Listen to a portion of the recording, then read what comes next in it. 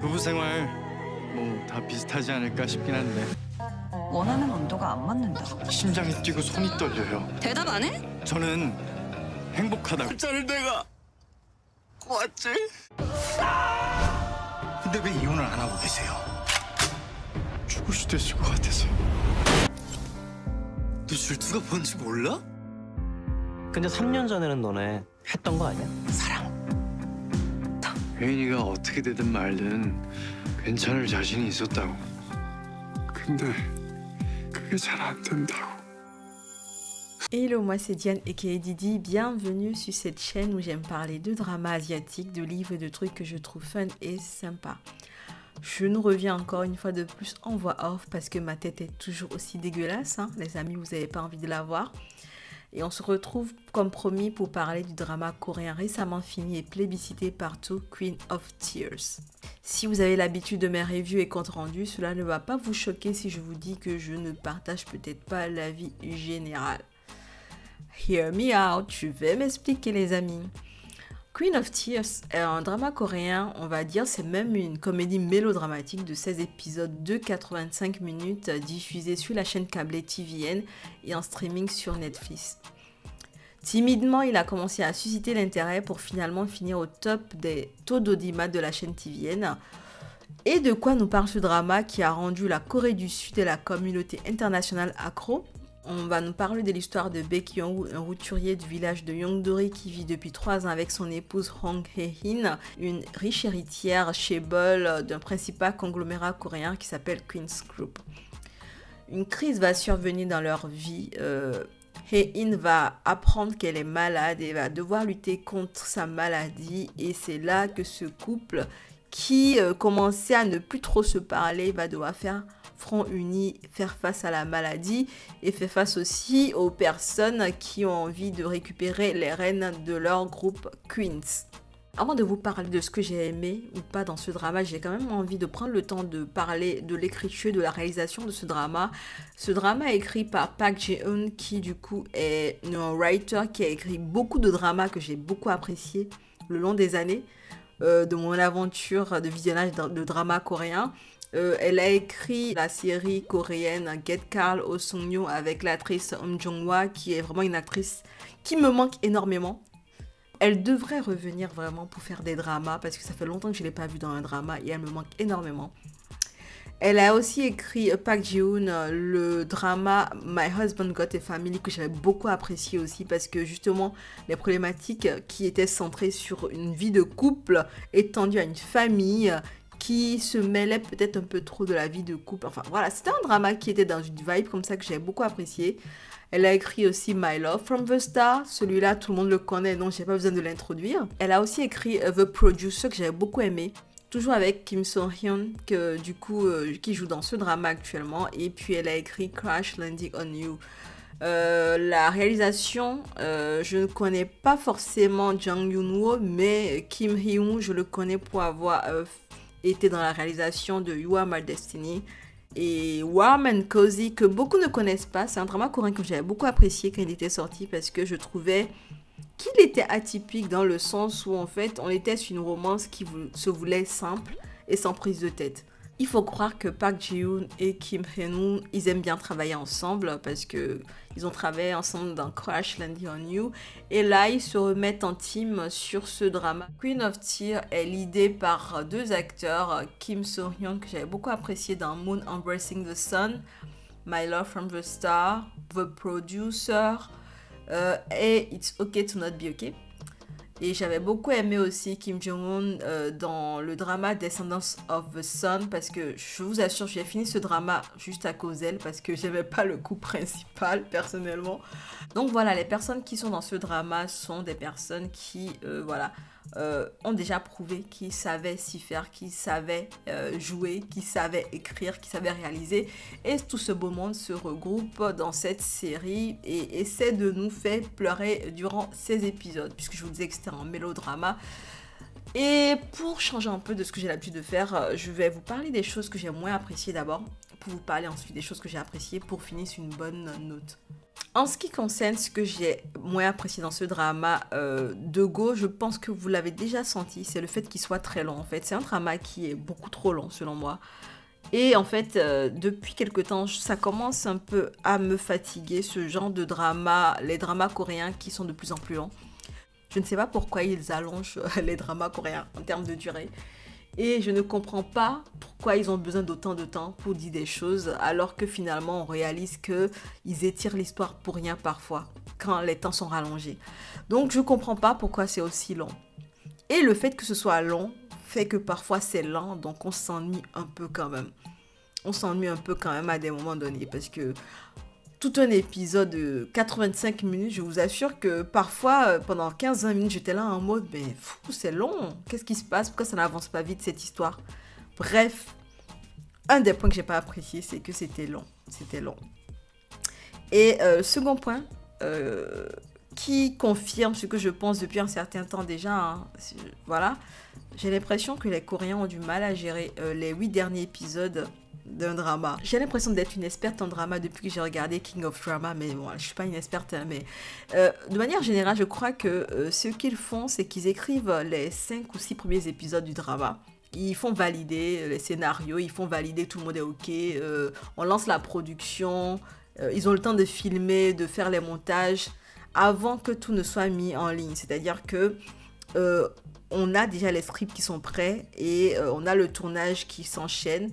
Et on n'est pas en train de faire une course contre la montre au tout début. Parce que je pense qu'à partir des épisodes 7 ou 8 et tout ça, j'ai l'impression, d'après ce que j'ai pu comprendre, que les écritures des épisodes se font semaine par semaine.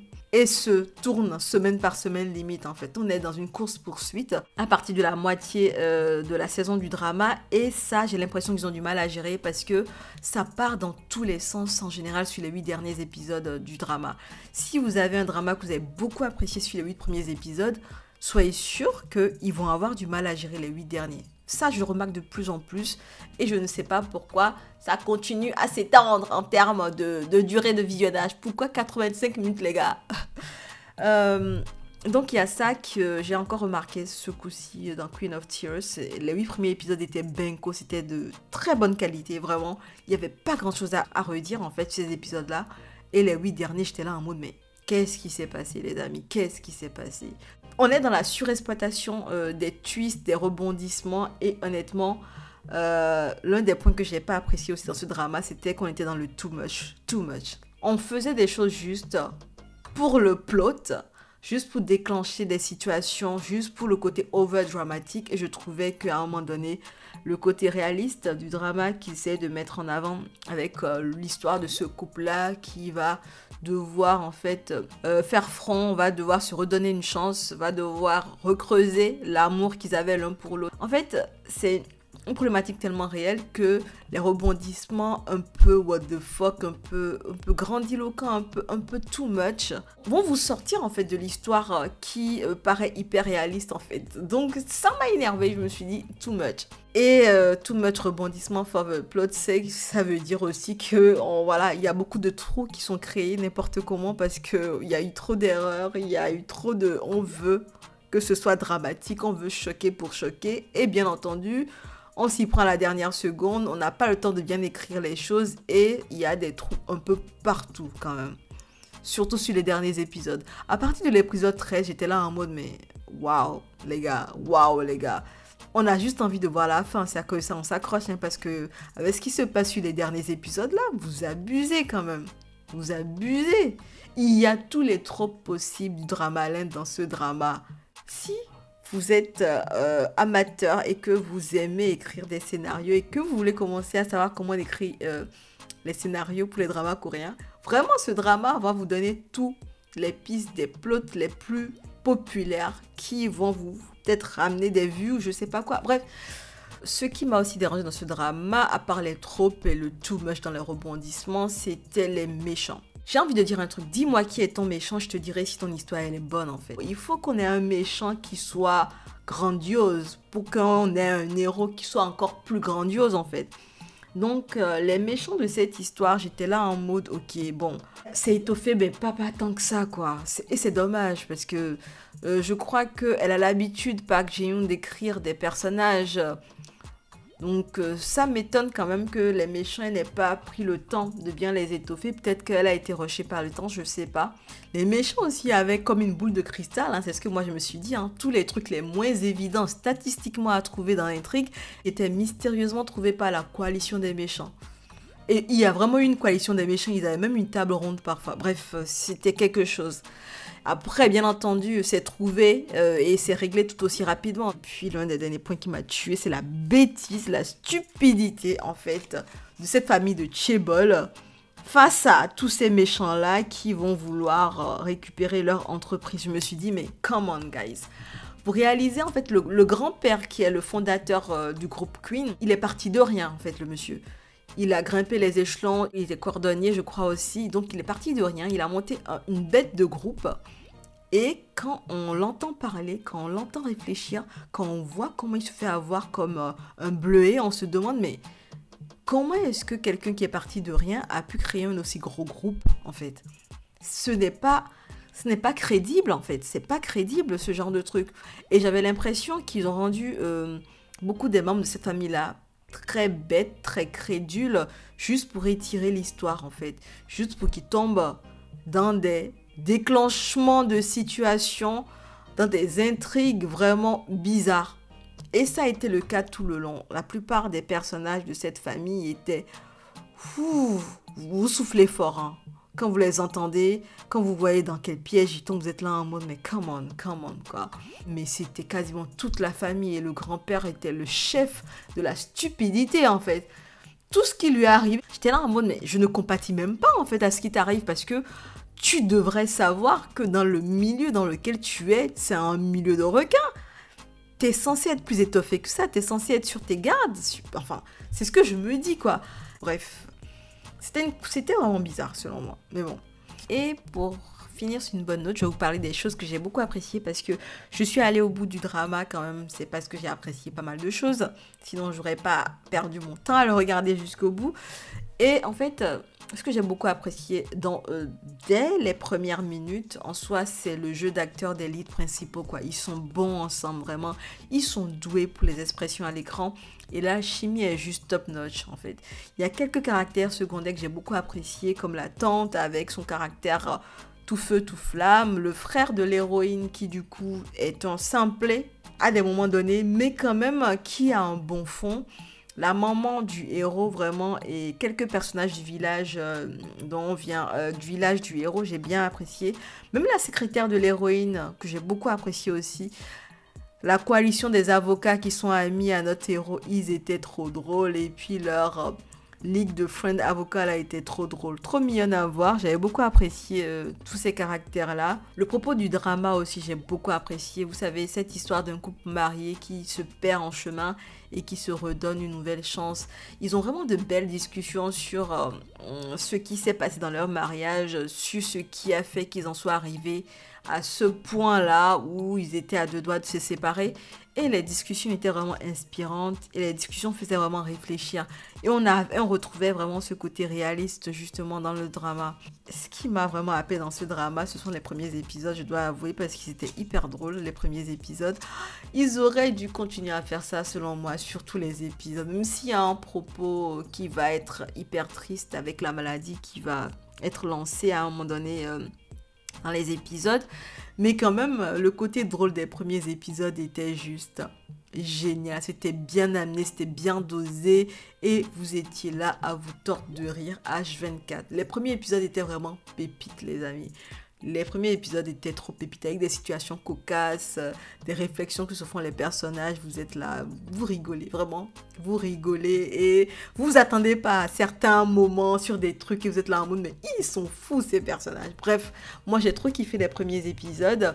J'ai aimé aussi les retours dans le passé, les callbacks par rapport à des éléments qu'ils ont dispersés ci et là dans le drama, qui vont être rappelés pour régler des situations pour dénouer des situations dans le drama. C'est un peu comme le foreshadowing, mais bon, c'est pas forcément de la même manière. Ça témoigne en fait que le script a été bien écrit, surtout sur les premiers épisodes, quoi. Allez, jusqu'au 12e épisode, le script était pas mal, vraiment. Le script était bien écrit. Après, comme je vous dis, ça a commencé à prendre un peu la tangente. Mais sinon, aussi au niveau de la production, les décors, les accessoires, ça sent beaucoup l'argent, ça sent les sous. Ils ont investi dedans, ça se voit. Déjà, booker les deux acteurs là en tant que lead principaux, c'est des sous, les amis. Mais là, ne serait-ce que pour les décors, les photos, en fait, les endroits où ils vont filmer et tout ça, oh, c'est de toute beauté. La qualité de l'image est vraiment bonne. Il y a des partis pris qui te mettent dans des contextes. J'ai beaucoup apprécié les visuels des scènes d'hallucination de l'héroïne principale. C'était limite de l'art pour moi. Et ces moments-là, vraiment, je les trouvais très bien gérés, très beaux visuellement. La musique venait pile poil au bon moment, c'était bien géré. J'ai mes favoris dans la BO. Donc voilà, c'est dans mes playlists, là, vous inquiétez pas. Et les premiers épisodes, comme je le disais, sont vraiment très addictifs, vraiment très addictifs. Et tout le monde s'est jeté dedans parce qu'on avait hâte de savoir ce qui allait arriver à nos héros. On était vraiment plongé dans leur histoire parce que les acteurs, waouh, les expressions à l'écran, les pics d'émotion étaient tellement bien gérés. Il y a des moments charniers dans le drama qui m'ont vraiment limite dressé les poils en fait parce que j'ai eu la chair de poule parce qu'il y avait des moments où j'étais là en mode waouh. Les acteurs ont tout donné à ces moments-là, selon moi. Et c'est ça qui fait la beauté de ce drama. Et voilà, en fait, c'est vraiment un drama que j'ai beaucoup apprécié parce que je trouvais qu'il y avait beaucoup de choses qui avaient été préparées, travaillées durant les 13 épisodes. Et que malheureusement, les 3 derniers épisodes étaient too much. Vraiment, quand vous allez voir les 3 derniers épisodes, vous allez être là en mode, mais come on guys, vous abusez, vous abusez. Mais en fait, c'est vrai qu'ils ont abusé sur les 3 derniers épisodes, mais j'ai pas envie de dire que des mauvais trucs sur drama parce que je trouve qu'il a été vraiment bon. Il a été vraiment bon. C'est quelque chose qui était hyper addictif, sincèrement. Partout, moi, je voyais des gens qui essayaient de regarder ça sur Netflix. Le too much au niveau du scénario, malheureusement, m'a fait lui enlever des points. Parce que si de base, je dois lui donner... si je dois me baser sur les... Attendez, les 12 premiers épisodes, j'aurais donné à ce drama-là un 9 serré. Mais au vu des 3 derniers épisodes qui étaient vraiment abusés. Vraiment abusés. Limite, on ne nous respectait pas en tant que téléspectateur. Je me suis dit, bon, on va pas lui donner 8 pour ça. Et je crois que c'est un drama à qui je donnerais une note de 8 sur 10. C'est plutôt une bonne note, hein, de manière générale, parce que beaucoup de choses ont été bien faites. Les 3 derniers épisodes, vraiment... ils n'auraient pas dû exister selon moi parce qu'ils ont gâché en fait l'excellence de ce drama malheureusement.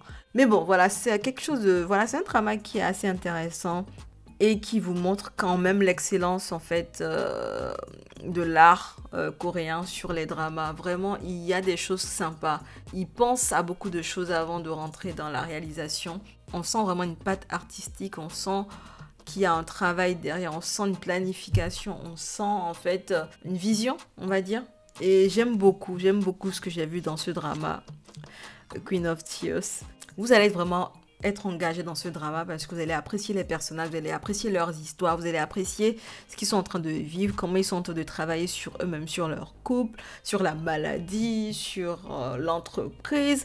Vraiment, il y a pas mal de choses que vous allez apprécier, vous allez vraiment être engagé dans l'histoire.